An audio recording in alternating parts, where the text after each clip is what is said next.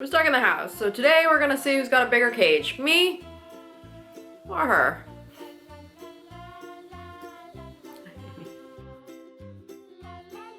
Welcome to another day of social distancing. So as you good boys and girls have been doing, if you can, I've been staying at home with the animals. So Hong Kong has the world's most expensive property market and some of the smallest, most cramped spaces you will ever see. Now, I have to say, living by myself in this size of an apartment is a pretty big luxury here. This is my whole living room.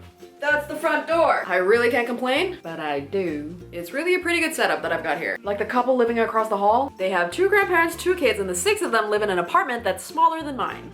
I am very lucky. However, with as much time as I've been spending at home and looking at this hamster all day, this hamster, which I found on the street last year, even in a cage that's not quite big enough for her, don't come after me, PETA. So I started thinking who had the bigger space, me or the hamster? Because I got a lot of time on my hands, and that's the sort of thing that I start thinking about, okay? So here's what we're gonna do.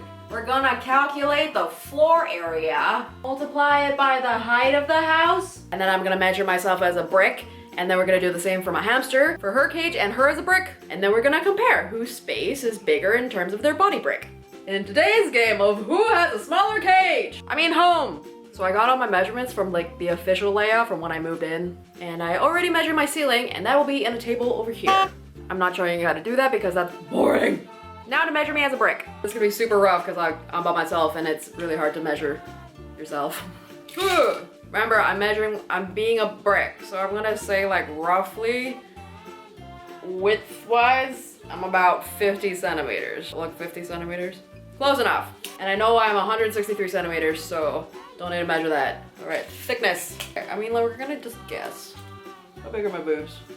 It looks like 25 to me. Now for the hamster. Hamster's name is Hamilton. It's a girl. Don't ask. And now on to measuring the hamster cage. Now for the fun part. Hamilton, hi Annie.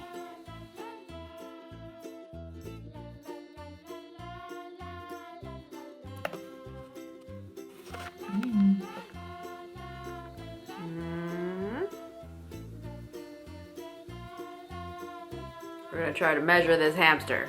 You're so cute, Hamilton. Honey. Well, she's a pretty good hamster. Like, usually hamsters, like, running around everywhere, but she'll kind of just sit there in your hand. Street ham? Dog fur. That's how you measure a hamster. You're all pancaked out. Okay. No. Okay, we're gonna do an estimate. Can we do an estimate? We're gonna do an estimate of the hamster brick, okay? Okay, Hamilton? You say something? Now for some math! The volume of my house is this. My volume as a brick is this. Hamilton's cage volume is this. And hamster brick volume is this. For our bodies and our actual cages, yes, depressingly, my hamster has more volume in her habitat than I do. So here's where I took the nerd level a little bit further. Thank you, biology degree that I did not use. So I wanted to figure out how much space I would have if I was the same proportion to my house as my hamster was to hers. So I ended up doing this in 2 different ways because being thorough is my jam.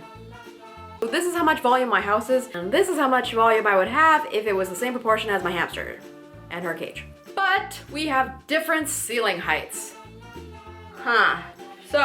So I figured out if my hamster house had the same ceiling height as I do now, then the usable floor area I would have was actually this. Motherfucker. Using my current ceiling height but her volume, I would have 50% more floor space than I do now. Do you know how much that would cost me? I am not joking when I tell you that it's millions more. Oh, Hong Kong. It would be the largest apartment on this floor, and that bitch costs about 10 million Hong Kong. However, if I use my hamster's ceiling height, which I calculated using her body length, and use that ratio to calculate my ceiling height using my height.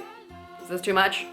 Guys, my ceiling would be 7.5 meters tall, but then the floor space would only be like 230 square foot, which is only like a 40% space reduction, but like, holy shit, I would have 7.5 meter ceilings. I would loft the shit out of this place. 7.5 meter ceilings. 7.5 meter ceilings. Let us also keep in mind the differences in amenities for my place and her place. Personal gym.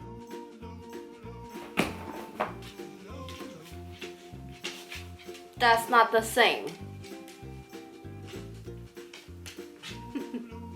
She has a toilet. Separate sand bath. Well, that's it.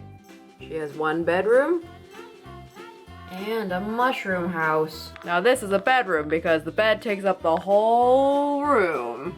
And don't forget the most important thing, this external giant that just drops food and water into her cage every day.